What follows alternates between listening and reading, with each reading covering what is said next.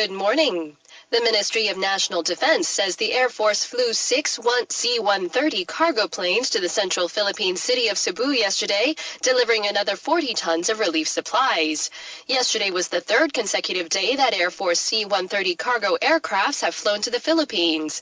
Defense officials say the supplies consist of tents, blankets, and food rations and bottled water for survivors of Typhoon Haiyan. Meanwhile, the government says the Philippine disaster relief efforts have entered the second phase, and the Ma administration is now asking the public to donate money and supplies to victims of Typhoon Haiyan. The cabinet says the Ministry of Health and Welfare has set up a bank account for domestic donations and another for contributions from overseas. The two accounts will be active for a period of 1 month. Officials say bottled water, canned foods, rations, sleeping bags, tents, power generators, medicine, and other supplies are being collected at Zuoying Naval Base in Kaohsiung for shipment to the Philippines. The cabinet also says it will continue to provide assistance to Manila during the long reconstruction process. As of late yesterday, the government says it had delivered 50 million NT worth of supplies in addition to a $200,000 donation. The Taichung prosecutor's office yesterday raided the local branch of Spanish trading company Vidora SL, which supplied grapeseed oil to Taisun Enterprise and Fuzhou Industry. Prosecutors have refused to comment on the raid. Yesterday's raids came a day after food safety officials admitted the Spanish Chamber of Commerce in Taiwan notified the government in 2009 about oil products it suspects may have been mixed with inferior oils or illegal substances. Both Taisun and Fuzhou have denied adding any additional illegal additives or altering imported products, and only repackaged oil imported through the Spanish trading company. Health officials seized grapeseed oil from those companies on Wednesday. In related news, the Food and Drug Administration says foreign manufacturers and exporters of some suspect olive and grapeseed oils will be required to present documentation for the products or face seizures and inspections at ports. Officials say the regulations will affect companies dealing in imported oils which have been found to contain copper chlorophyllin. The administration announced Wednesday that trace amounts of the banned coloring agent were found in 12 imported oil products. The younger brother of Miaoli magistrate Liu Chen-hong was questioned by the Shiling District Prosecutor's Office yesterday on allegations of larceny and later released on bail. Justice Minister officials raided Liu Zhenzhi's residence as well as those of his two daughters, Liu Guangting and Liu Guanyu, both of whom were also released on bail yesterday evening. Prosecutors say the raids are related to allegations Liu illegally appropriated 1,800 pings of state-owned land in Taipei's Yangmingshan area. According to the prosecutor's office, Liu illegally constructed a mansion on the site, which included underground tunnels. Liu faces charges of violating the Soil and Water Conservation Act and the National Park Act for building on public land. Foreign Minister David Lin is playing down Beijing's opening of a trade office in Sao Tome, saying ties between Taiwan and the Central African diplomatic ally remain strong. According to Lin, the opening of the trade office by Beijing does not mean China is seeking to establish formal ties with Sao Tome, and the Ma administration continues to enjoy good government-to-government relations with the Central African country. Speaking to reporters, Lin says the African ally has just installed a new ambassador in Taiwan, and several high-ranking Sao Tome officials will be visiting in the near future in a move to highlight ongoing interactions between the two governments. Lin also dismissed concern about a recently signed investment agreement between China and Sao Tome, telling reporters Sao Tome has already briefed Taiwan on its plans to step up business and trade cooperation with China. The Control Yuan's Educational and Cultural Affairs Committee censured the Ministry of Education yesterday for elementary and middle school textbooks on sexual equality. According to the government watchdog, the move follows complaints to the ministries of the newly published textbooks containing content its members deemed inappropriate or in violation of the law. Control Yuan officials say the motion was approved after it reviewed the textbooks and found that contents taught children that abortion is a legal and reasonable option and how to apply plastic wraps for protection during oral sex. Other content the watchdog said it found inappropriate included sections that teach about sexual intercourse between men and how to use water-soluble lubricants. The watchdog says such content is in violation of legal regulations. The head of the Council of Economic Planning and Development says his office is seeking to draw investment and promote Taiwan's planned free economic pilot zones during an upcoming trip to the United States. According to Guan Chongming, he will brief members of the U.S. Congress and trade officials in Washington, D.C. on the Ma administration's plans for island-wide freed economic pilot zones. The government has said the zones are aimed at deregulating the flow of goods, talent and cash, attracting investments, and fostering a high added value service industry. The trade delegation to the U.S. is being led by former Vice President Vincent Hsiao. President Ma Ying-jeou yesterday presented former Presidential Office Deputy Secretary General Luo Zhijiang with the Order of the Brilliant Star Medal. On accepting the award at the presidential office, Luo thanked the president for giving him the opportunity to join his team and participate in public affairs. However, the long-term aide declined to say whether he will work for Ma again in the future. Luo resigned from his post in September in the wake of allegations of influence peddling against Legislative Speaker Wang Jingping. Former DPP chairwoman Tsai Ing-wen yesterday says Taiwan should develop itself as a free island with a liberalized economy, cultural diversity, and democratic politics to highlight its strategic value in Asia and in the world.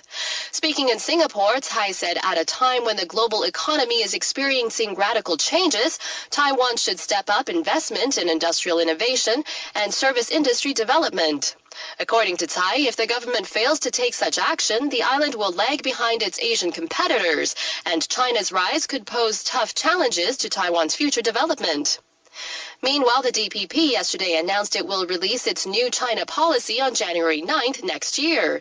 Party officials say the China policy will remain very similar to the current one and focus on safeguarding Taiwan's sovereignty. And finally, local singer-songwriter Deserts Chang has canceled a planned concert in Beijing over the ongoing spat regarding her waving of an ROC flag at a concert in Manchester, England earlier this month. According to the singer's agent, the concert was suspended in consideration of performance quality and the rights and safety of concertgoers. The agent added that an unexpected episode, a reference to the flag incident, has led to implications that have distorted the singer's desire to embrace creativity and an exchange of ideas. The announcement follows speculation Beijing had ordered the concert cancelled following Chang's waving of an ROC flag at a concert at the University of Manchester on November 2nd. And now looking at the weather across Taiwan, according to the Central Weather Bureau, we can expect mostly cloudy skies and occasional rain in the north with a high of 22 in Taipei, and partly cloudy skies in the center and south with a high of 28 in Taichung and a high of 29 in Kaohsiung. Current temperatures now, Taipei 22, Taichung 22, and Kaohsiung 23. In international news, the U.S. Navy's aircraft carrier George Washington has arrived in the Philippines to help with rescue and recovery efforts following Typhoon Haiyan. The Philippine government has confirmed 2,300 dead, with the United Nations saying 11 million have been affected by the superstorm. Priscilla Hoff has more. The job of the 5,000-member crew of the American aircraft carrier George Washington is to provide a platform to move supplies. The biggest challenge following the biggest storm ever to hit the island nation of the Philippines is infrastructure. The arrival of the big ship triples the number of helicopters in the region, delivering food and medical supplies. Plus, a desalination plant on board can pump out hundreds of thousands of gallons of clean water, a resource in extremely short supply, raising fears of epidemics of waterborne disease. A U.S. Marine Corps officer says the American military response to this disaster has been stepped up to a level that's probably never happened before. The U.S. is joined by other nations in expediting rescue and recovery resources to the Philippines, while China is facing criticism for its limited response to Typhoon Haiyan. For ICRT News in Washington, I'm Priscilla Huff. Valerie Amos, the UN humanitarian chief who toured Tacloban on Wednesday, says immediate priority for humanitarian agencies in the next few days is to transport and distribute high-energy biscuits and other food, tarps, tents, drinking water, and basic sanitation services. Also in the Philippines, scores of unidentified bodies were interred together yesterday, the first mass burial since last week's typhoon. A ritual to sprinkle holy water on the site is expected to be held today. A portion of the femur was removed from each corpse by the National Bureau of Investigation. Technicians will extract DNA from each bit of bone to try to identify the dead. Meanwhile, according to the New York Times, a senior police commander was fired for telling reporters last weekend that the death toll from the typhoon could exceed 10,000. The Philippines news agency, under control of the president's office, reported the chief superintendent for the Central Philippines province of Leyte was relieved from his post for sharing the alarming estimate. The estimate quickly became focus of reports from the local news media and international news organizations. Sri Lanka's president has hit out at critics amid increased scrutiny of his government's human rights record on the eve of a Commonwealth summit hosted in Colombo.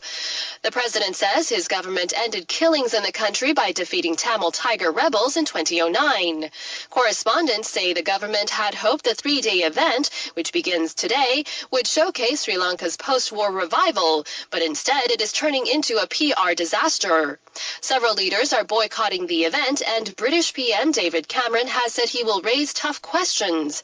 Meanwhile, a human rights festival being hosted at the main opposition headquarters in Colombo was attacked by protesters before police ordered it to be shut down.